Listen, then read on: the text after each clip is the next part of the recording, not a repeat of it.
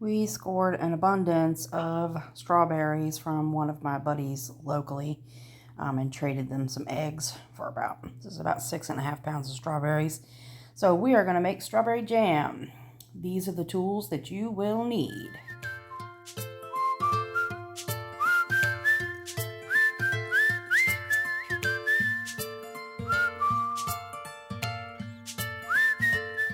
Okay, first things first, you want to get your canner filled up with water about 3/4 of the way full. Get that on the stove and get that puppy on high so that water can start heating up. Next up, you want to wash your jars. You can use the dishwasher if you want.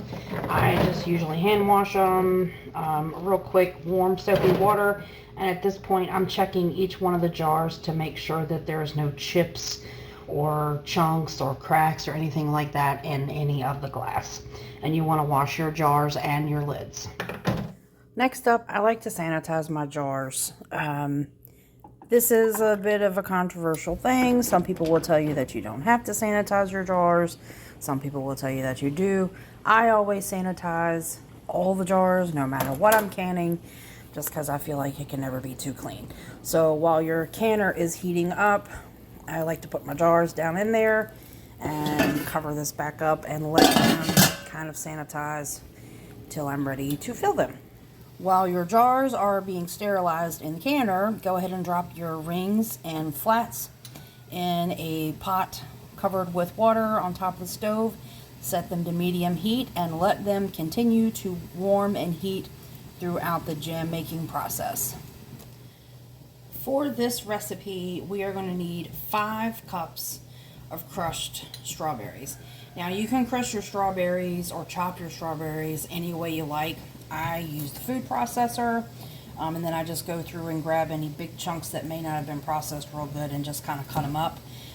We tend to like our jam with a little bit of strawberry chunks in it. Keep in mind that if you like your jam to be chunky, keep your strawberry pieces a little bit larger.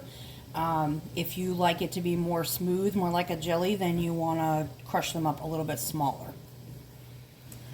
To the strawberries, I'm going to add the juice of 1 whole lemon, and I will just squeeze that in here, and I will let the seeds fall right into that strawberry mix, and of course we'll fish those out at the end. But the seeds of lemon have a ton of pectin, which is the material that helps to make a jelly-like or jam-like consistency. So I'll just squeeze those in there really, really good and leave all the seeds right in there, and we'll fish those out afterwards. To the 5 cups of strawberries and juice and seeds of 1 lemon, I'm going to add a full package of pectin. Now, when it comes to pectin, not all pectins are created equal. And different pectins will be added at different points in the jam and jelly making process. For sure, Joe, you want to add the pectin now. So we're going to give that our good stir and try to avoid letting any of the pectin powder getting up on the sides of the pot. I'm going to stir that in really good. And then we're going to turn the heat up to a medium-high heat. Now once you've got your pectin added in there, you are glued to the stovetop from this point. You need to be stirring this the entire time, and you need to plan ahead for that. So this is part of the reason why you need uninterrupted time in the kitchen. This mixture right here needs to be stirred and continued, moved around the entire time. No stopping, no running away, no pausing for a minute. Once you are committed, you're in there. Okay, our pectin is added and stirred in, and now we've got the heat on medium-high, and we're going to stir, and we're not going to stop stirring the entire time. And what you are looking for is to bring this mixture to a full rolling boil.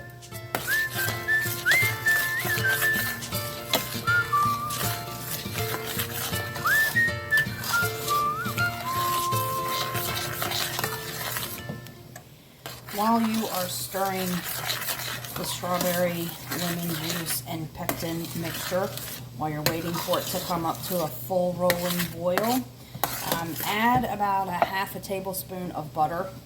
I know that sounds strange, but the butter will help keep the foam down when making jam. Berries, any type of berries, are notorious for foaming up when you get closer to the end of the cooking process. And there's something about that butter, just that tiny little bit of butter, there's something about it that will help keep that foam to a minimum. Okay, as you can see, I'm continuing to stir, and we've got a nice rolling boil happening in here. The boiling is not stopping as I'm stirring. And so now it's time to add the sugar. To this mixture, we are going to add 7 cups of sugar all at once. I recommend moving your spoon out of the way so you don't get any undissolved granules. Pop your sugar in all at once and stir, stir, stir. We're going to get all of this sugar stirred in. When you're stirring this sugar in, it is really important that you try not to splash any of the sugar crystals up on the sides of your pot. Undissolved sugar can wreak havoc in a jar of jam. What it will do will turn all of your hard work into a big fat mess. So you want to make sure that you are getting all of the sugar completely dissolved and that you don't have any pieces of granulated individual pieces of sugar up on the sides of the bowl. So we want all of that stirred in really good, and we are going to continue to stir this until it comes back to a full rolling boil.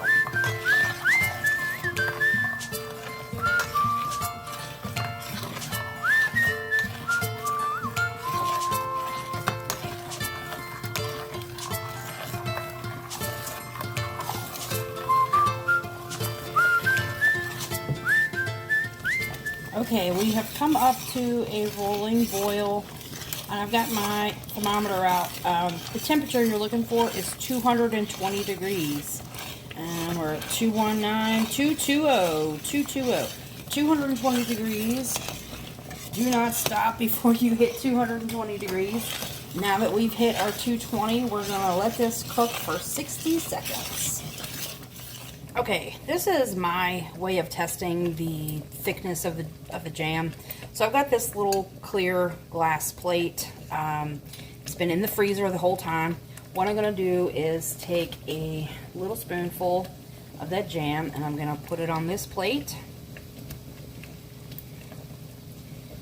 And the jam is still on top of the stove, but it is not on, the heat is not on anymore. We're going to give this about 30 seconds or so.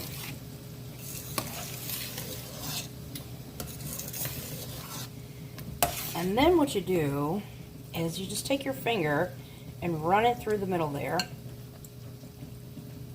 And if it runs back together, then it's not quite thick enough, but you can see it's got a nice firm. It might be just a smidgen thin for what I want. So I'm going to let this cook for 2 or 3 more minutes back on the heat. Okay, I let it cook for a little while longer. I had popped this plate back in the freezer. This is the same one I used earlier. And we're going to check it again. Different spot now. Give that about 30 seconds or so.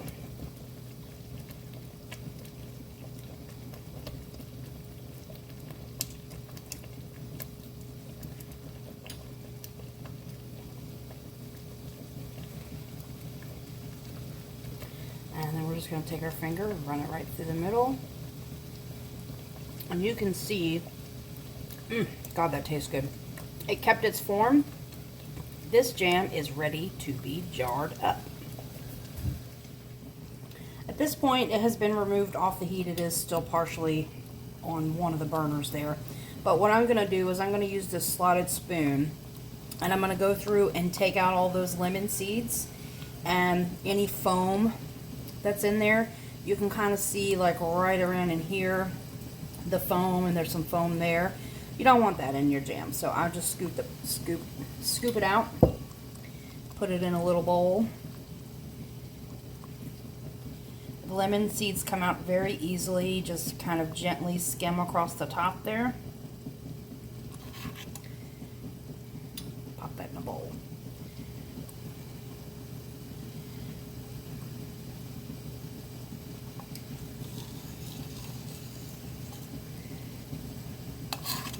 Now the foam for this is not bad at all, but that's because we added the butter. If I had not added the butter, the whole top of this pot would be covered in foam. You just want to get those seeds out. I'll give it a little stir just to make sure I didn't miss any. Cool thing about the lemon seeds is that they will float at this point, so they will come up to the surface.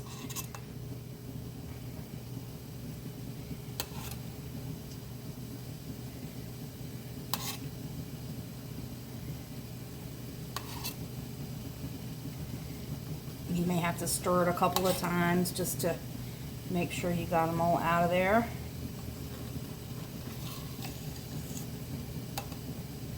A little more foam. Oh, there's another seed.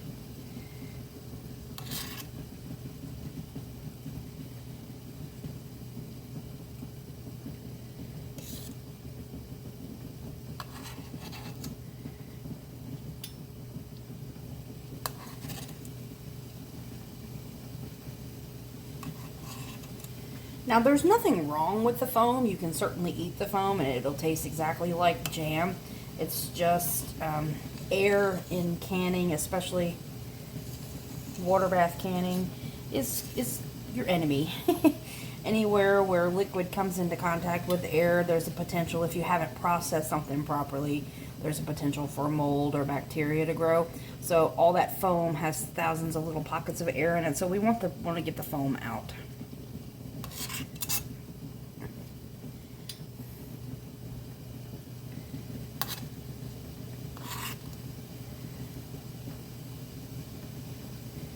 Okay, one more seed.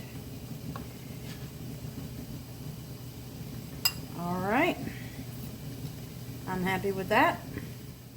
Okay, our jars have been in the canner boiling this whole time. They will be perfectly sanitized. So now what I'm going to do is I'm going to retrieve them out of the canning pot with my canning tongs. If you don't have canning tongs, you can use regular tongs, but I promise you, using canning tongs will make all the difference in the world. The proper way to use them, the curved part, this is the part that actually goes around the jar, and this is the part that you hold. So you just reach down there, grab that, empty all the water out, and then I'm going to line all of the jars up on a kitchen towel here.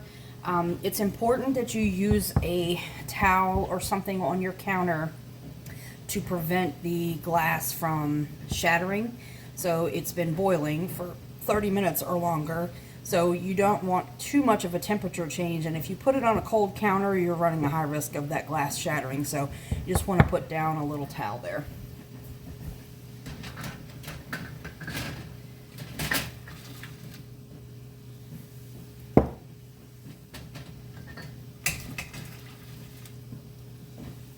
Okay, now it's time to jar up this jam. So we're going to use our canning funnel. We're going to drop that right down in there.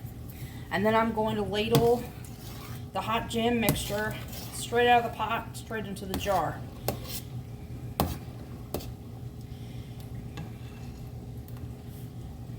I highly recommend covering the entire counter area that you're doing this in with some towels so that you don't have a terrible sticky mess afterwards to clean up.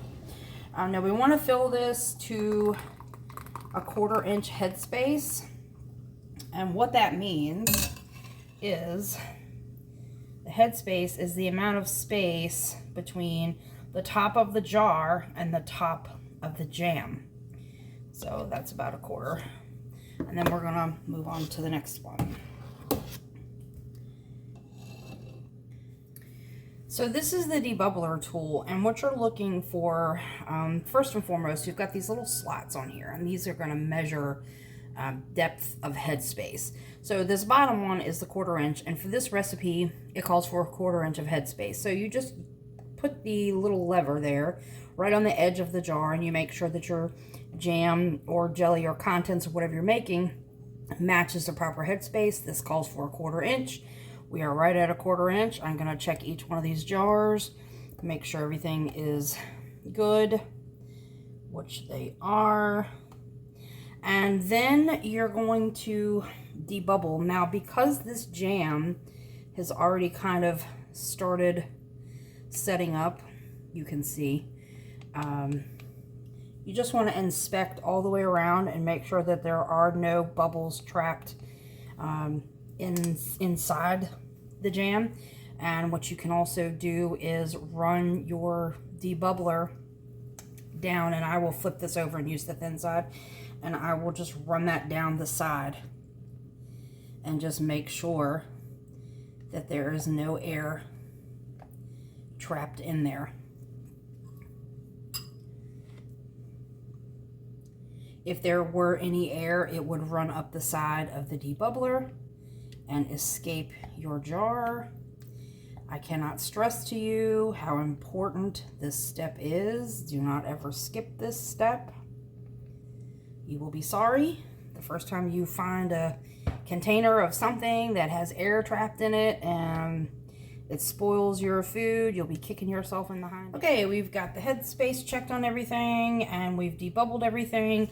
Next up is to wipe all of the rims off with a clean, damp kitchen rag or paper towel. This is very important. If there's any food residue left on the rims of your jars are not going to get a proper seal. Okay, now it's time for this handy dandy little magnet. All I'm going to do is I'm going to grab the flats or the tops, and the bands have been sitting in this pot on the back of the stove, staying under medium-low heat the entire time. And all that does is it keeps the sealant on the flats warm so that they can properly seal. And when you're taking these out of here, let me show you what I'm talking about.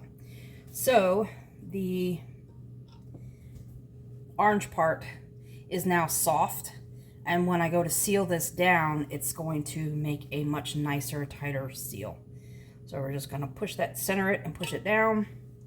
You don't have to push it hard, just like so. And we're going to go through and do that with all of these. All those flats are on, and now you're going to add the bands. Now, a lot of people will crank down on these, and that is a no-no. You do not ever want to crank down on these. Finger tight is all you want. And finger tight, my definition of finger tight is I will pop the band down on there, screw it until it stops, and I'm just using 2 or 3 fingers here. Screw it until it stops, and then I'm going to push down and give it a little turn. Now that's on there, but it's not cranked down on there. If you put it on there too tight, then the air is not going to escape when you are processing these in the water bath, which defeats the whole purpose. So easy peasy, finger tight. We'll get all the lids on all these, and then we are going to pop them in the canner to process. Okay, now we're going to put our jars down in the canner.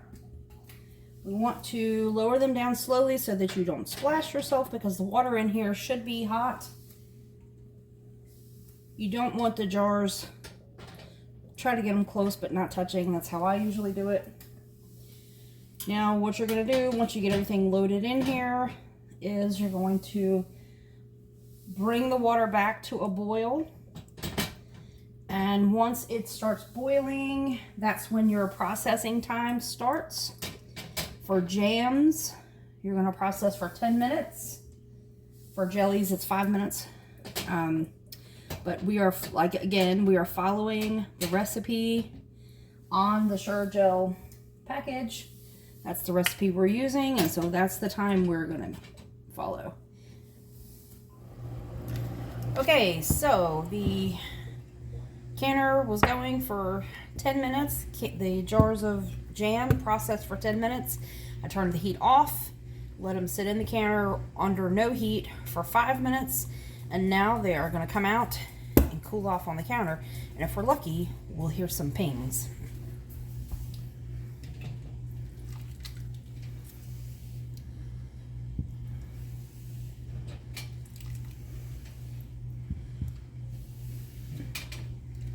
Again, when you're taking these out of the canner, these are very hot, so you want to put them on a towel or a rag just to help hopefully avoid any sort of temperature shock. They're going to ping. I don't know if you heard that, but that's what you want. That means that they were processed properly, at least. Those pings are the best. It's every canner's happy sound. Happy pings means happy food. So we're gonna let these sit here undisturbed for 24 hours. At this point, there's another ping. I love that. At this point, your jam is done. It just needs to set up. It's best to not disturb these and let them sit. Once they have sat for 24 hours and cooled completely off, what I will do is take the rings off. I store my jars without the rings. There's a couple different reasons for that, but I'll go into that in a totally different video. But that's it. All done. So this is, I hope this was helpful to you. If you got any good info out of this, give the video a thumbs up. Consider subscribing and stay tuned for the next adventure at Gemini Junction Homestead. In the meantime, I hope you guys have a fantastic day, and we'll catch you on the flip side. Bye!